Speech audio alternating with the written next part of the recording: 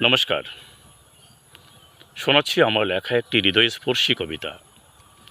কবিতার শিরোনাম অবুঝ মন। কলমে ও পাঠে আমি দীপ। অবুঝ মন শোনে না কারো বারণ, পাড়ি দেয় 7 সমুদ্র 13 নদী। নীল দিগন্তে মন মুক্ত বিহঙ্গ, উড়ে চলে অসীমের পানে, ক্লান্তিহীন নিশিদিন। নাম না জানা পরিযায়ী পাখির আনাগোনা, এক একটা শীতের মরশুম আজও পুরনো স্মৃতি উস্কে দেয়।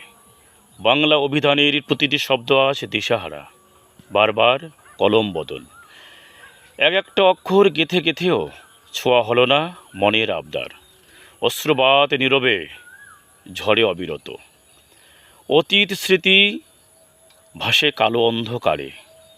স্মৃতি এসে দরজায় কড়া নাড়ে, বৃষ্টির প্রতিটি ফোঁটাও আজ সমব্যথী। বিরহ দহন জ্বালাতেও সুখানুভূতি, তবুও শব্দরা সাবালক হওয়ার পথ খোঁজে। প্রতিটা অক্ষর জানে একদিন অবুঝ মন সবুজ বাগানে নিজের ঠিকানা খুঁজে নেবে। ধন্যবাদ।